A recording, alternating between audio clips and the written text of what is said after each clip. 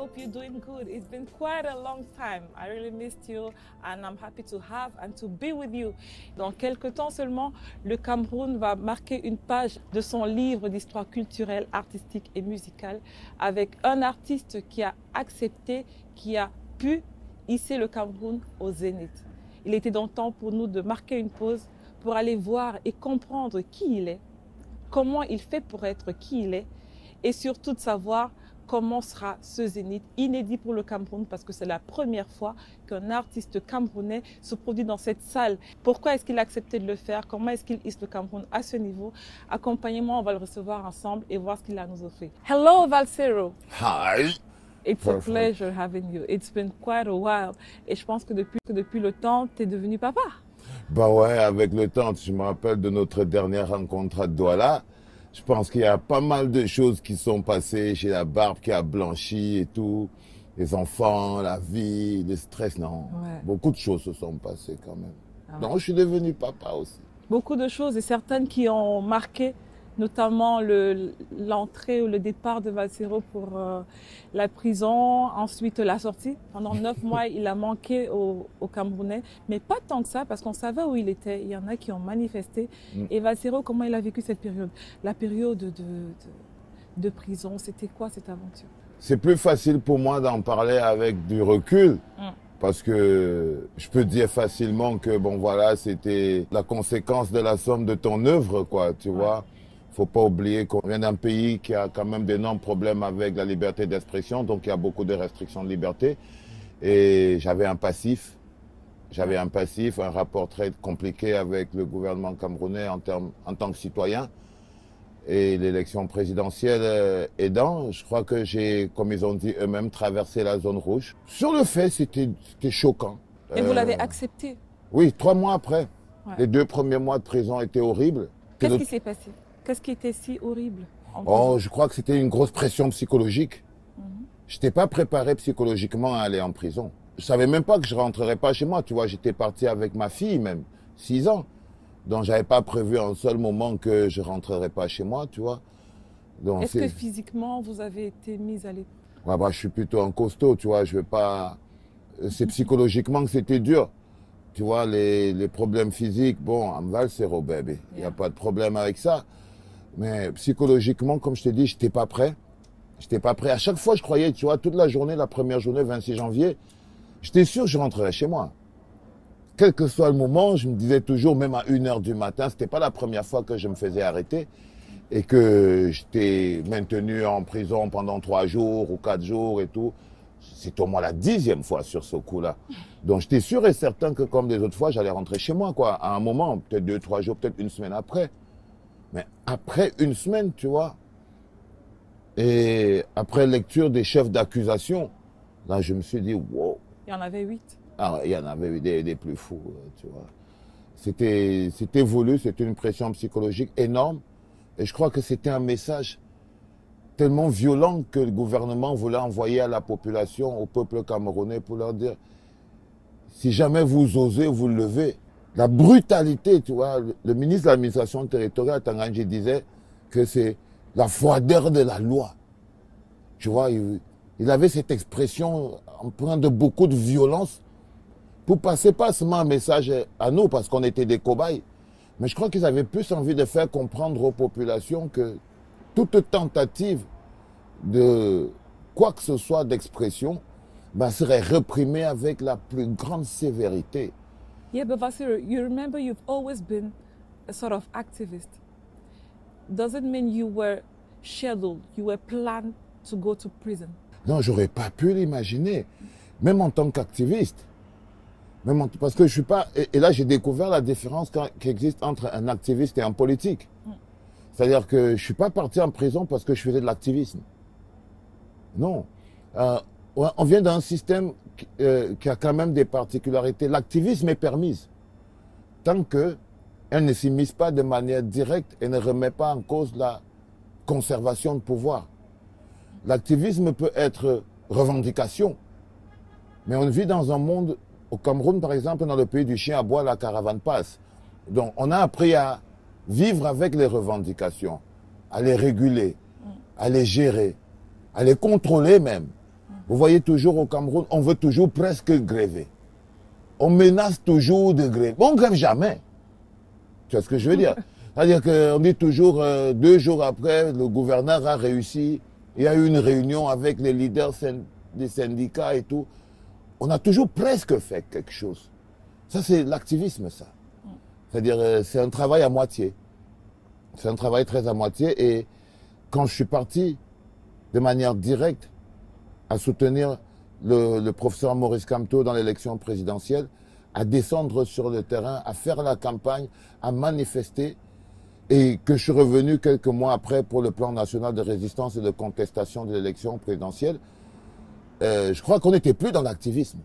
On va revenir sur le professeur Maurice Kamto, mais le temps pour moi de revenir à ce qui nous réunit, parce que je le disais aux téléspectateurs, c'est un événement inédit.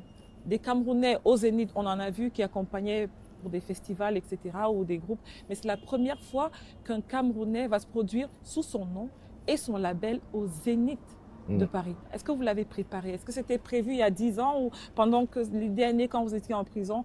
Comment est née l'idée du Zénith de Paris? Tu vois, il y a 2 options en fait. Il y a 2 angles. J'ai une expression, elle est très vaniteuse. Hein.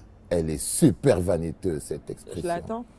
J'ai toujours dit, même quand j'étais au Cameroun, j'habite à l'arrivée.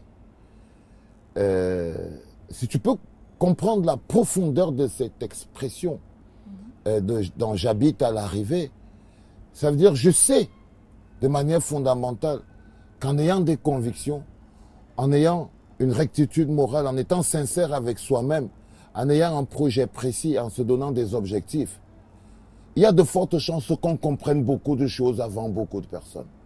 Et à chaque fois quand j'ai dit aux gens j'habite à l'arrivée, il y a plein de gens aujourd'hui qui écoutent des chansons que j'ai fait il y a 10 ans, 15 ans, et qui me disent mon Dieu, c'est tellement d'actualité. Tu vois ce que je veux dire? Et puis j'ai envie de leur dire, je vous avais dit il y a 10 ans que j'habitais à l'arrivée, quoi. C'est-à-dire, aujourd'hui... Donc Valsereux le savait déjà il y a 15 ans, il y a peut-être même 20 ans, qu'il ferait le Zénith de Paris. Que je ferais quelque chose de grand. Je ne savais même pas que c'était dans la musique, c'est pour ça que je suis resté fidèle à ma manière de penser. Je crois que le truc avec les convictions, c'est que si vous voulez vous construire, il faut maintenir vos convictions, il faut être cohérent, il faut rester longtemps. And you have to be Zenith. Why now and why not before? Why not after? Why now? J'ai pas décidé de faire le Zénith. Comme je dis, sur ma route, quand tu es constant et quand tu es logique, tu réussis à convaincre ou à attirer l'attention des personnes les plus insoupçonnées. Tu vois ce que je veux dire? Et c'est cela qui construit la personne qu'on est. On ne se construit pas tout seul. On influence son environnement. Et son environnement crée lui-même le contexte dont on a besoin pour grandir. C'est-à-dire, il a fallu que j'aille en prison, que je me retrouve en Europe, parce que je ne pouvais pas rester là. Mais la personne qui a décidé qu'on devait aller au Zénith, c'est Torpedo. Bertrand Torpedo. Je me rappelle qu'on a parlé de ça. Tu vois, tu vois, Bertrand, c'est un mec qui m'a jamais respecté, en fait. Tu vois, c'est-à-dire... en tant qu'artiste, je suis pas sa soupe, quoi. C'est-à-dire, lui... Rappelons que c'est lui le producteur, hein. Oui. C'est un mec qui m'a jamais respecté. Non, jamais. C'est-à-dire, je crois c'est quelqu'un qui... C'est un producteur, quoi, tu vois, qui produit, tu vois. Il donne du spectacle, il donne de la joie aux gens. Et moi, ma musique, elle file plutôt stress. Bon, à la base, je n'étais pas sa soupe et tout. Et il a fini par vous boire. Non, je pense qu'en fait, il a réussi à travailler comme un orfèvre. Il a compris ce qu'on appelle, il a reconnu ce qu'on appelle de l'or. Il a réussi à voir la différence entre l'or et le toc. Ça, on peut lui accorder, je l'ai vu sur beaucoup d'autres scènes, il sait bien reconnaître cela. Alors, est-ce que l'exil, obligé d'être en exil, est-ce que Valsereux se sent différent? Est-ce que ce nouvel environnement vous change? Est-ce qu'il... vous impacte dans votre création artistique? C'est une nouvelle aventure. À chaque fois, c'est un step. Mais le chemin est le même. La direction est la même, l'objectif est le même. Ça, c'est la séquence Europe. Comment on en est arrivé là? Il fallait qu'on arrive là, de toutes les manières. C'est-à-dire, c'était pas prévu, comme tout ce qui arrive dans ma vie et qui arrive dans la vie de beaucoup de personnes qui n'en ont pas le contrôle. Mais on suit l'alignement des planètes, tu vois. On suit la conviction. On suit le fait qu'on est persuadé que le monde bouge. Quand on a parlé pour la première fois du Zénith avec Torpedo et qu'il m'a dit, tiens, et si on faisait le Zénith et tout, je me suis demandé qu'est-ce qui se passe dans sa tête. Tu vois ce que je veux dire? C'était la personne la plus improbable. Mais ce jour-là, c'était Richard Bonnat. Ouais. Richard Bonnat faisait une dédicace à Palapala Music et tout ça. Et je passais par Paris, paf, j'ai couru là-bas et tout, parce que je voulais voir Richard et tout. J'ai vu et j'ai croisé Torpedo. Un bel endroit, soit dit en passant, que j'ai connu et que je trouvais agréable. Ouais. Mais qu'il a accepté de faire ça, je comprends donc un peu ce nouvel album, parce qu'il faut le dire aux téléspectateurs, Valsero est sur un nouvel album. On ne l'a pas encore entièrement. Mais pourquoi cet album-là? Bah, c'est la suite, hein, tu vois, c'est-à-dire le Zénith est un aboutissement, tu vois, et je suis tellement content parce que donner aux gens, apprendre aux gens la grandeur, c'est dur. C'est prendre des risques. C'est pour ça que je suis pas le genre de mec qui prononce le nom de quelqu'un 2 ou 3 fois et tout. Mais si j'avais vraiment décidé, j'aurais pas décidé moi-même. Ouais. Tu vois, il y a quelqu'un qui a vu grand, tu vois, qui a décidé de mettre un peu notre combat en lumière.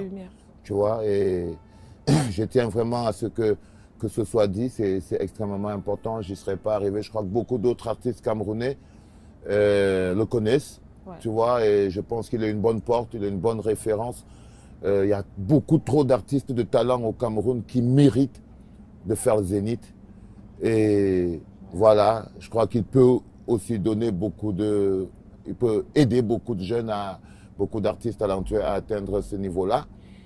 Mais le plus gros derrière, c'est le message de grandeur. Mais avec ce concert, tu vois, encore Richard, c'est autre chose, c'est un Grammy, c'est un Oscarisé, tu vois. Mais tu vois, quand Torpedo, il décide qu'on va aller au Zénith, il y a quelque chose de grand à aller au Zénith. Parce qu'il n'y a pas plus haut que le Zénith. Ben voilà, tu vois, c'est d'amener notre peuple, notre culture, comment c'est qu'on se pense, se penser grand. Arriver à Paris et dire, de ma prison à Kondengui, je vais direct au Zénith de Paris, ça s'appelle se penser grand. Et je pense qu'on ne passe pas un concours pour ça. Il faudrait juste que des Africains apprennent à se penser grand. C'est très facile d'aller au Foufou Club, d'aller dans une petite salle, de faire sa soirée en blanc, de danser sur un playback. C'est très facile, c'est quand on ne se pense pas grand, quand on se pense existentiel.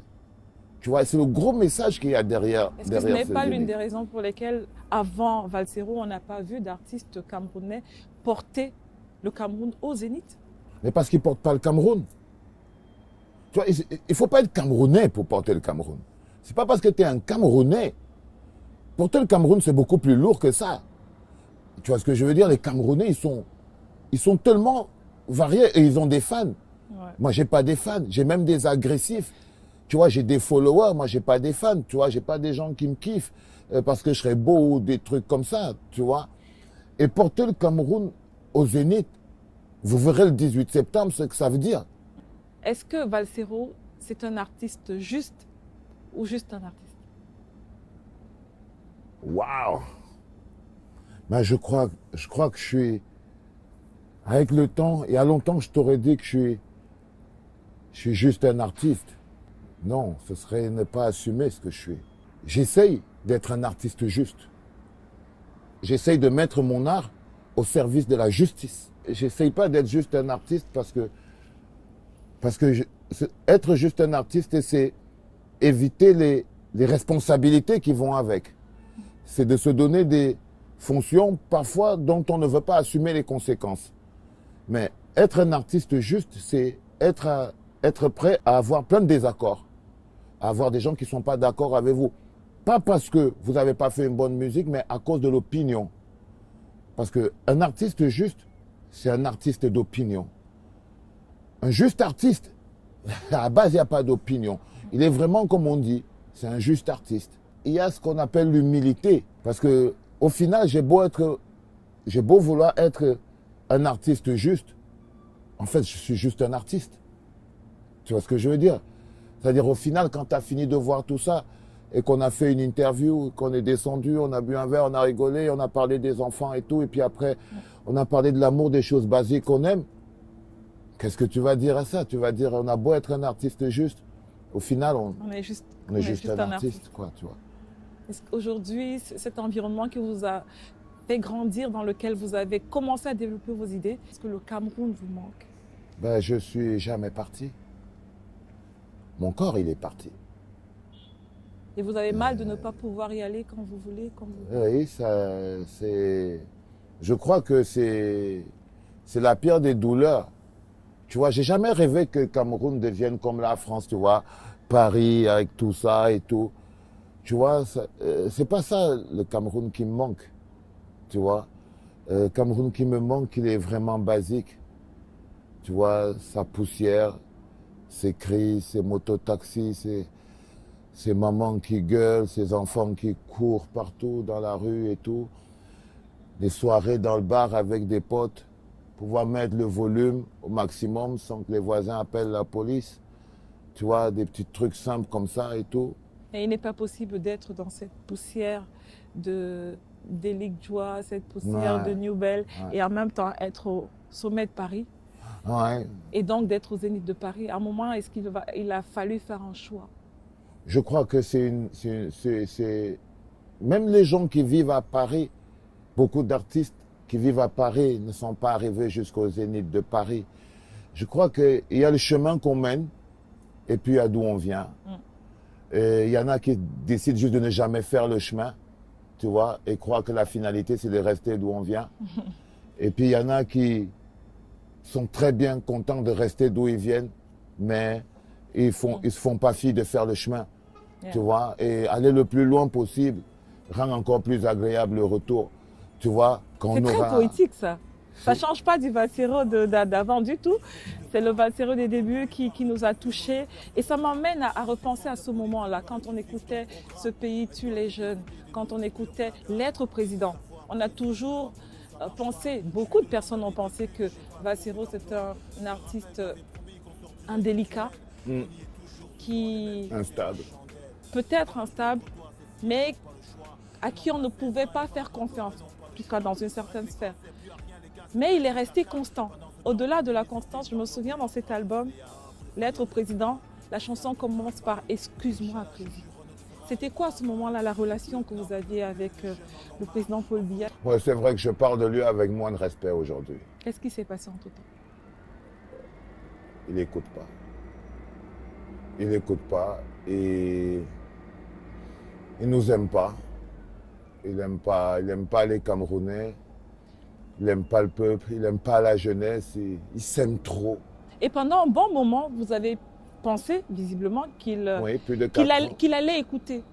J'ai fait 3 lettres. Au fil des lettres, à un moment donné, vous vous adressez à votre père qui vous dit « Valsero, le président peut se fâcher ».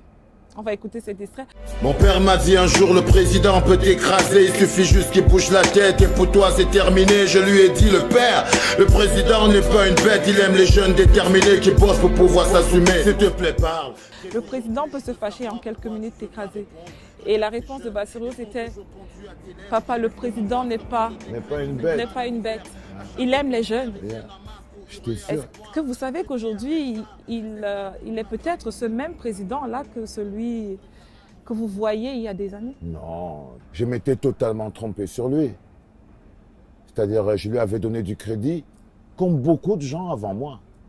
C'est-à-dire, il y a plein de gens qui vont te dire, quand il prenait le pouvoir en 82, c'était un peu comme, les gens avaient l'impression, tout le monde était, tu vois, c'était un vent de renaissance, un vent de nouvelle direction, un vent de... Est-ce que vous comprenez ce qu'ils le pensent aujourd'hui? Il y a plein d'autres jeunes qui continuent de penser qu'ils peuvent croire en ce président, ils peuvent croire en ce système, ils peuvent croire en ce gouvernement.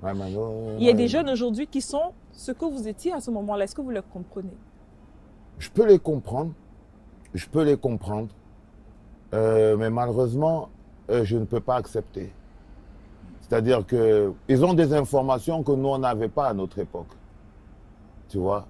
Ils ont des images, ils ont des faits, ils ont des constats et ils ont des bilans.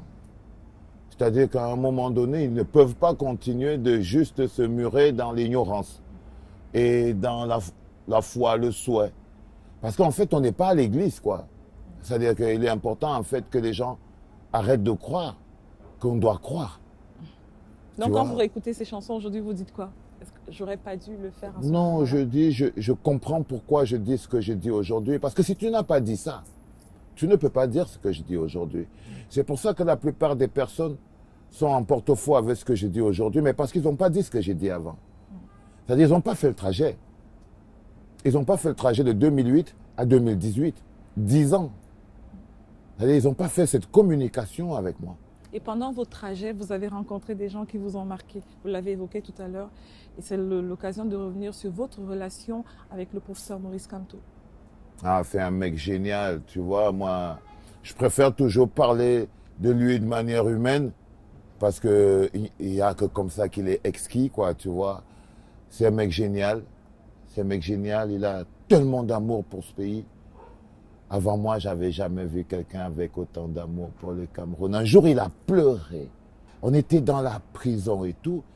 Et puis, on avait mis une vidéo d'une gardienne de prison, Florence Ayafor. Elle avait été égorgée. Et il avait pleuré. Maurice Kamto a pleuré en voyant les images de l'assassinat de Florence. Ce mec, je triche pas. Et jusqu'où pensez-vous que votre chemin ira aux côtés de Maurice Kamto? Tant qu'il tient la barque, je le suis. C'est son job. Et il le fait bien. Et je lui fais confiance parce que c'était ça le plus dur. Trouver quelqu'un à qui faire confiance. Et Qui est aussi un ami. aujourd'hui, on a une double relation. Tu vois, c'est mon ami aujourd'hui. Et tu vois, c'est pour ça que je ne peux pas regretter le parcours. Parce que le parcours m'a fait rencontrer des gens tellement magnifiques, dont lui, Maurice Kamto, qui est une grosse source d'inspiration pour moi. Dans la détermination, il est comme tous les hommes de conviction. Il a eu une opportunité de donner un challenge à sa vie. Donc, il ne le fait pas seulement pour les Camerounais. Il le fait pour lui. Pour se sentir bien avec lui-même. Pour se sentir bien avec son âme. Il ne fait pas ça pour plaire aux gens. Ouais. Tu vois ce que je veux dire? C'est pour ça que je lui fais confiance. Parce que où il tire, la source de sa motivation est incorruptible. Elle tire de lui-même l'envie d'être l'homme qui a donné une alternative au Cameroun. Et on voit bien que c'est vraiment un ami et un ami vrai. Mais des amis, vous en avez perdu beaucoup aussi. C'est l'occasion de rentrer dans cette clinique qui est devenue la vôtre. Who made of you a daddy? Bonjour les enfants. C'est papa. Mon mur est un asile psychiatrique à ciel ouvert et ma salle d'attente est toujours bondée.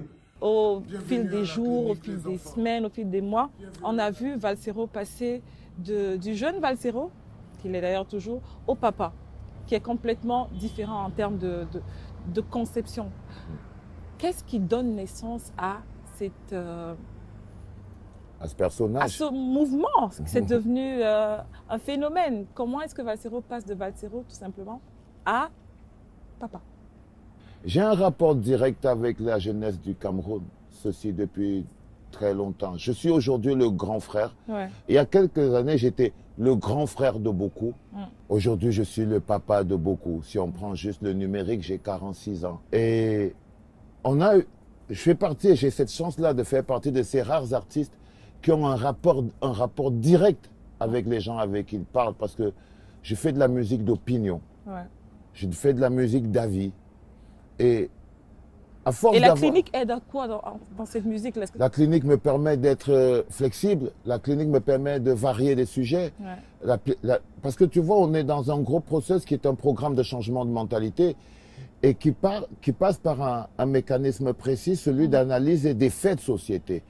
C'est-à-dire libérer les gens, ce n'est pas leur dire ce qu'ils doivent faire. Mais il y a un côté dangereux à cela, Valsero. Moi, je connais la personne un tout petit peu et je sais qu'il y a un bon nombre de personnes qui connaissent Valsero même. Vous avez perdu beaucoup d'amis.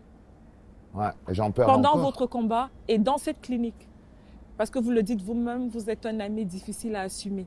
Ouais, oui, j'avoue que ça fait quand même mal, tu vois. Mais après, il y a la raison. Pourquoi? Tu vois? Parce que ce n'est pas seulement perdre des amis. Parce que si le problème devient juste perdre des amis et tout, on devient dans la République des complices et des amis. C'est ça qui a détruit le Cameroun. Mais est-ce que vous êtes obligé d'exposer vos amis. Vous pouvez avoir un ami qui est en souci. Vous en avez eu, vous en avez. Et qui ont peur que vous exposiez leurs problèmes à la clinique. Est-ce que vous ne pensez pas qu'il est préférable, quand on a un ami qu'on aime et qu'on chérit, de lui parler en off, de lui dire fais ci, fais ça, sans forcément appuyer là où ça fait mal? Non, et en public. Je crois que c'est un peu manichéen de le dire comme ça.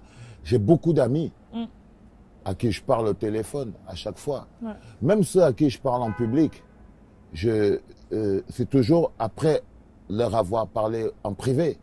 Tu vois ce que je veux dire? Parce que contrairement à ça, moi j'ai voué ma vie à ma lutte. Donc même mes amis, ils sont les acteurs du film de ma vie. Et je ne joue pas le rôle de leur complice.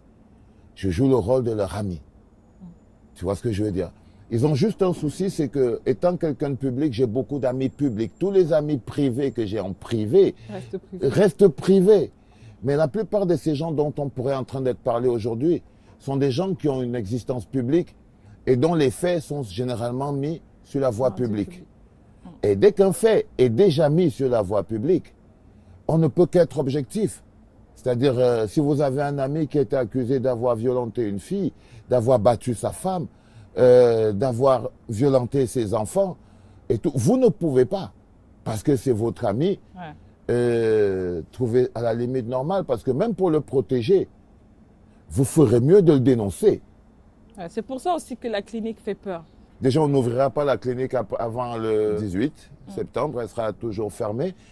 Mais le retour, évidemment, on a créé d'autres personnages. Hein. Il y a un bon côté artistique qui s'est encore beaucoup plus amélioré. Tu vois, on était passé de jeu d'acteur et puis après, on est parti sur un monologue. C'est un peu compliqué, c'est un peu comme des marionnettes comme ça et tout. Puis là, maintenant, on a créé des personnages et tout. Tu vois, j'en ai un tout petit peu marre de garder juste Nathalie. Je veux quelque chose d'un peu différent et tout. Et puis, je vais la remercier. Why don't you just take a guy from Buea? I mean, a young guy from Bukwango, for instance. Maybe. It's possible. It's possible. But so is this page going to change, yes or no? Oui, mais tu vois, aujourd'hui, j'ai décidé de partir sur quelque chose. Par exemple, là, je te le donne en plein dans le mille. Par exemple, il y a Maître Yoda qui va faire son entrée dans la prochaine saison de la clinique et tout. Je fabriquais encore 2 ou 3 personnages comme ça. Et l'idée sera de l'ouvrir un peu. De l'ouvrir parce que, évidemment, après le Zénith, il y a cet album qui va sortir, donc on va aller un peu à la conquête du monde. Mon idée de la France. Yes. Donc on va aller un peu à la conquête du monde, surtout de la France. Je sais pas, peut-être pas, mais j'ai quand même prévu de faire de l'ingérence dans cette société, tu vois, de me mêler un peu de leurs affaires, de mettre un peu ma bouche dans leurs problèmes et tout, tu vois. I do understand. So, Bassirou, we're going to end up with this. Le spectacle attendu, c'est le 18 septembre 2021, donc dans quelques jours seulement. Yeah.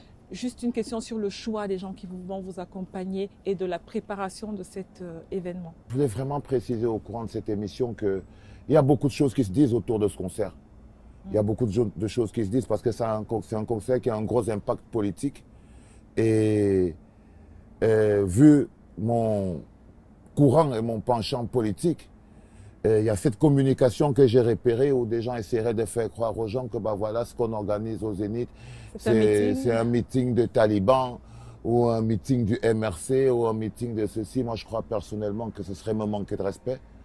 Tu vois ce que je veux dire? C'est quelque chose de beaucoup plus grand que ça. À la base, j'ai fait une formule, ça s'appelle meeting concert, mais on part pas au Zénith pour pleurer. On part au Zénith pour briller. Tu vois ce que je veux dire? Et on est au-delà des partis politiques dans ce concert-là. C'est-à-dire que ce concert-là, aujourd'hui, c'est de mettre le Cameroun au sommet du talent, de son histoire, de sa vie, de ses possibilités, de ses compétences et des capacités, même de ses projections. Et il est important que, quel que soit le bord politique de quoi que ce soit, il est important que vous compreniez que le Cameroun est plus grand que ça. Il est beaucoup plus grand que ça. Et ce que je veux montrer au Zénith de Paris, c'est que le Cameroun est plus grand que ça. Il est plus grand que les Sardinats, les Tontinats, le RDPC, le MRC, le Bloc. Et donc, tous ceux qui ont un esprit grand pour le Cameroun, une vision grande du Cameroun, sont invités. Ceux qui veulent d'abord faire la fête, se sentir bien parce que vous rentrerez content. Tu vois, vous rentrerez fier d'être Camerounais. Vous rentrerez super fier d'être Camerounais. Et nous vous remercions énormément, Valsero, pour ce moment unique ensemble. Et aussi. Ceux qui vont vous accompagner sur le... Ouais, il y a Richard qui va venir, il y a Carès qui va venir, il y a mon poteau Willy de Paris qui va venir, et il y a plein d'autres surprises parce que, comme je vous l'ai dit, porter un pays au zénith, ce n'est pas vendre sa gueule. Donc, contrairement à ce que les gens s'imaginent, voyez, vous n'allez pas vous étouffer avec du Valsero. Ouais. Il y aura vraiment le Cameroun. Voilà. Cameroon will be there. You've taken Cameroon to the summit, to the zenith, and we are so proud of it. Thank you. We wish you all the best. And for those of you who will be around at that time, don't miss the date. Ce sera le 18 septembre 2021 au Zénith, une salle mythique, une salle voulue et que le Cameroun a réussi à conquérir grâce au général Valsero. It was a pleasure. I say thank you to Sebastian, thank you to Bertrand who were with us. Yeah. And thank you so much, Valsero, Mr. General, Daddy. Oh, my son. And we're making a date. Yeah. Where is the Zenith here? I Ouais, think it's ouais, there. Zenith. Je crois que c'est derrière l'autre truc là-bas et tout. At the Zenith with Valsero. I think we can have a look so everybody else can join us somewhere here.